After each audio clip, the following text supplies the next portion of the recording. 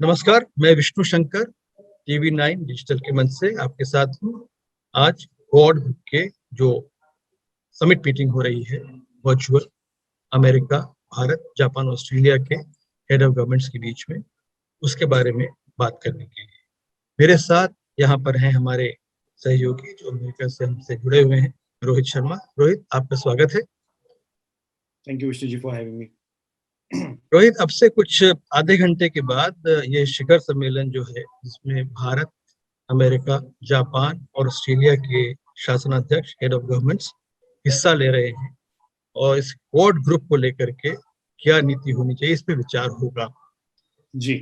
पिछले राष्ट्रपति Donald Trump ने जब चीन के साथ अपनी नीति में परिवर्तन किया था, उसके बाद अमेरिका का नजरिया चीन को लेकर तल्ख हो गया था। उन्होंने बड़ी स्ट्रॉन्ग पोजीशंस ली थी और चीन को कई बार चेताया था, दुनिया से भी कहा था कि चीन दुनिया के लिए सबसे बड़ा खतरा बनता जा रहा है। बाइडेन एडमिनिस्ट्रेशन जो है नया, उसका चीन को लेकर के इस समय क्या नजरिया है? विष्णु जी, बहुत ज्यादा अटकल लगाई जा रही थी लास्ट ईयर माफ कीजिएगा, कि जब बाइडेन एडमिनिस्ट्रेशन आएगा तो वो चीन के साथ किस तरह का रुख होगा। और बाइडेन ने खुद जब थोड़ा एक नरम टाइप का, जब वो कैंडिडेट थे, थोड़ा सा रुख कहा था। लेकिन जो हम लोग देख रहे हैं, जब से जो बाइडेन यहाँ पे आए हैं, उन्होंने जब प्राइम मिनिस्टर मोदी जी से भी बात की थी फरवरी में, उन्होंने क्वाड का जिक्र किया था। साथ ही साथ अगर आप देखें, जब से जो बाइडेन आए तब से बार बार स्टेट डिपार्टमेंट हांगकांग में जो चल रहा है उसके बारे में टिप्पणियां कर रहा है। जो यूगर मुस्लिम्स हैं उनके बारे में, चाइना में उनके बारे में लगातार टिप्पणियां कर रहा है। तो कहीं ना कहीं मुझे लगता है कि जो हम पहले से कह रहे थे कि हमने देखा है कि चाइना को लेके अमेरिका की पॉलिसी में कोई अंतर नहीं आया। फर्क सिर्फ इतना आया है कि पहले जो ट्विटर डिप्लोमेसी होती थी डोनाल्ड ट्रंप की, वो ट्विटर पे जाके कुछ कह देते चाइना के लिए या जिस भी तरह से अपने आप को एक्सप्रेस करते थे। अब जो एक डिप्लोमेटिक तरीके से इसे अप्रोच किया जा रहा है, बस फर्क उतना सा है, लेकिन नीति में कोई बदलाव नहीं आया विष्णु जी। जी। अमेरिका के जो इंडो पैसिफिक कमांड के अध्यक्ष हैं एडमिरल फिल डेविडसन, उन्होंने अभी जी। एक हाल ही में कांग्रेचुलर हियरिंग में कहा था कि 21वीं सदी में न सिर्फ अमेरिका के लिए बल्कि पूरी दुनिया के लिए चीन सबसे बड़ा सुरक्षा के लिए खतरा बन सकता है। लेकिन उन्होंने ये कहा था कि चीन के खिलाफ अमेरिका की नीति युद्ध की नहीं होनी चाहिए, वो आखिरी विकल्प है। लेकिन साथ ही जी। उन्होंने ये भी जोड़ा कि अगर युद्ध की नौबत आ जाती है तो उससे पीछे हटने की भी जरूरत नहीं है। जी। तो इसके बारे में राष्ट्रपति बाइडेन, उनके विदेश विभाग और रक्षा मंत्रालय, इन सब के क्या विचार हैं, जरा ठीक से बताइए। मैं थोड़ा सा पीछे ले जाना चाहूंगा विष्णु जी। देखिए, बाइडेन एडमिनिस्ट्रेशन में काफी ऐसे लोग हैं जो ओबामा एडमिनिस्ट्रेशन में काम कर चुके हैं अलग अलग जी रोल्स में, जी जिसमें सेक्रेटरी ब्लिंकन भी शामिल है। 2017 में एक इंटरव्यू में जब इन सबसे बात की गई थी, तो इन सब ने, काफी लोगों ने जो अब बाइडेन एडमिनिस्ट्रेशन में है, इंक्लूडिंग द यूएन एम्बेसडर, इन्होंने ये बात सही ढंग से कही थी कि शायद चाइना को लेके जो ओबामा एडमिनिस्ट्रेशन था वो कहीं ना कहीं रियायत बरत गया। उसे इतना ज्यादा सीरियसली चाइना थ्रेट को नहीं लिया गया था उस समय। तो अब जो बाइडेन एडमिनिस्ट्रेशन में इनको एक दूसरा जो मौका मिला है, ये एक कोर्स करेक्शन कर रहे हैं इंटरनली। जो गलतियां इनसे हुई उसे दोहराने की कोशिश नहीं कर रहे, और इसलिए इसे काफी सीरियसली लिया जा रहा है। दूसरी बात विष्णु जी, अभी अगर आप अमेरिका की, जो हमारे यहाँ पे काफी लोग हैं, थिंक टैंक्स वगैरह जिनसे हमारी बातचीत होती है, अगर आप उनसे हम बात करते हैं तो वो हमें समझाने की कोशिश करते हैं कि अमेरिका और चाइना का अगर आप एक पावर वाइज कंपैरिजन करें, या आप अमेरिका की सॉफ्ट पावर वर्सेस चाइना की soft power, American influence versus Chinese influence, या मिलिट्री पावर टू, तो अमेरिका काफी आगे है। और यही गलती ओबामा ने 2008 में की थी जब वो चुन के आए थे। लेकिन इसका मतलब ये नहीं है कि जो पावर कम है वो बढ़ नहीं सकती। अब हम देख रहे हैं किस तरह से one belt one road initiative शुरू हुआ 2011 जी में जी शी जिनपिंग द्वारा, स्पेशली साउथ चाइना सी और ताइवान को लेके इंडो पैसिफिक रीजन में। सबसे पहला the order is to contain that, इसको जल्दी से जल्दी कंटेन किया जाए, और उसी के लेके चलते हुए, मद्देनजर रखते हुए, ये जो आज फर्स्ट क्वाड समिट हो रही है, जिसमें अभी तक ये थोड़ी सी फॉरेन मिनिस्टर लेवल पे हुआ करती, लेकिन ये पहली बार है कि प्रेसिडेंट और प्राइम मिनिस्टर्स तीनों देश के साथ में मिलकर बात करेंगे। उसका रीजन ये है कि अमेरिका अब ये चाहता है कि अब बिल्कुल भी चाइना को रियायत नहीं दी जाए। और एक अंडर करंट उसमें ये है विष्णु जी कि चाइना जो है, ऑनेस्टली, आई मीन, हर कोई जानता है बहुत बड़ी पावर बन चुका है। जी तो इस तरह से यहाँ पे बातें की जा रही हैं, वो ये बताया जा रहा है कि देखिए, इंडिया डेमोक्रेटिक कंट्री है, जापान डेमोक्रेटिक कंट्री है, अमेरिका डेमोक्रेटिक कंट्री है, तो इस ऑस्ट्रेलिया डेमोक्रेटिक कंट्री है। तो इसमें अगर ऑड मैन आउट है तो वो है चाइना, और हम उसका इन्फ्लुएंस बढ़ने नहीं देना चाहते। तो इसको लेके अमेरिका कहीं ना कहीं अपनी जो शक्ति है उसे बरकरार रखना चाहता है, अपने इन्फ्लुएंस को बरकरार रखना चाहता है, और उसी को लेके क्वाड का जो मंच है, या क्वाड का मैं कहूंगा जो एक तरह से एक प्लेटफॉर्म है, उसका अब भरपूर इस्तेमाल अमेरिका करेगा। विष्णु जी, देखिए, फरवरी में जब राष्ट्रपति बाइडेन और प्रधानमंत्री मोदी की बातचीत हुई थी फोन के ऊपर, तब दोनों नेताओं में इस बात को लेकर रजामंदी हुई थी कि इंडो पैसिफिक क्षेत्र में सुरक्षा की दृष्टि से स्थिति को मजबूत करने के लिए क्वाड के सहारे आगे बढ़ना चाहिए। इस बात पर दोनों नेताओं में सहमति हुई थी। इस बारे में क्या बाइडेन प्रशासन ने कोई और सार्थक कदम वगैरह उठाए हैं जब से बात हुई, तब से करीब 1 महीना हो चला है? जी बिल्कुल। देखिए, सब जो आज क्वाड समिट हो रही है, ये सबसे बड़ा मुझे लगता है स्टेप उठाया है कि एक फर्स्ट क्वाड समिट की जाए हेड ऑफ द नेशंस को लेके। तो ये पहला जो सबसे बड़ा ये तो बहुत बड़ा संकेत है। जी बिल्कुल।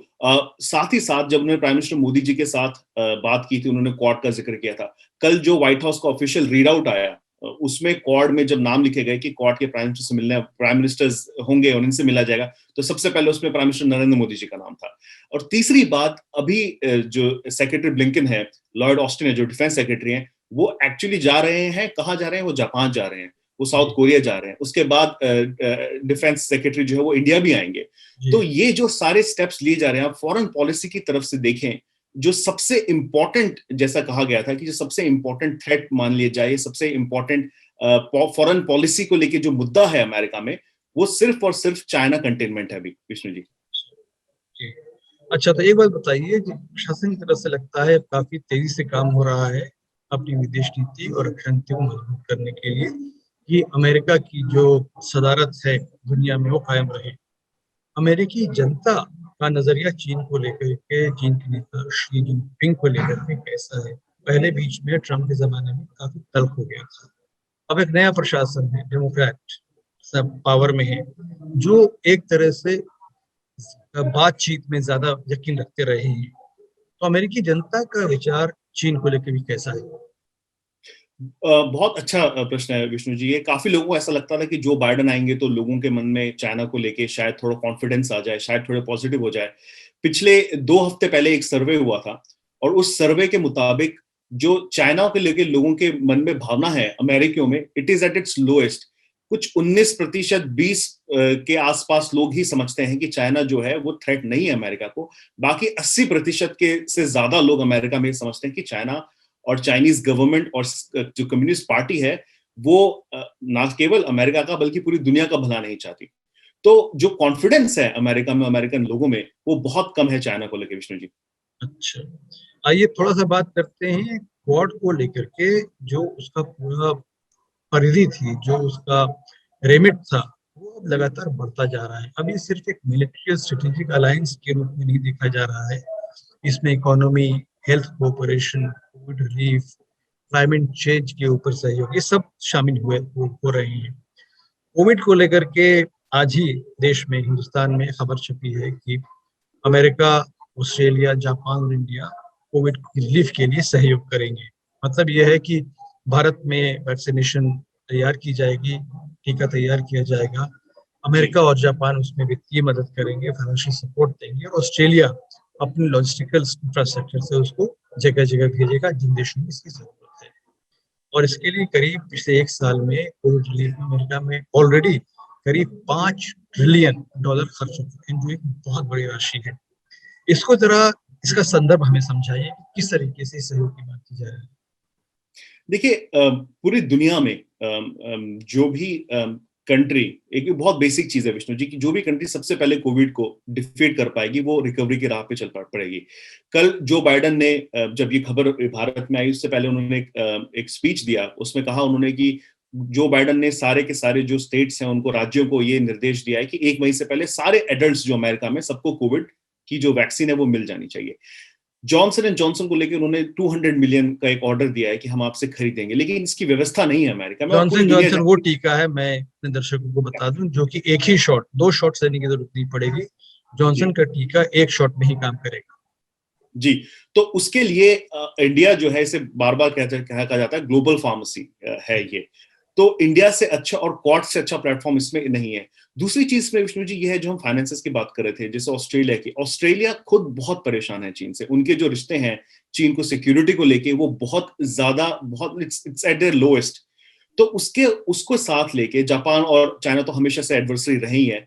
तो ये एक प्लेटफॉर्म है जिसमें ये दिखाने की कोशिश की जा रही है कि देखिए हम सिर्फ सिक्योरिटी को नहीं, हम चाइना को अपना एजेंडा बना के नहीं चल रहे क्वाड में, हम बाकी चीजें भी करना चाहते हैं।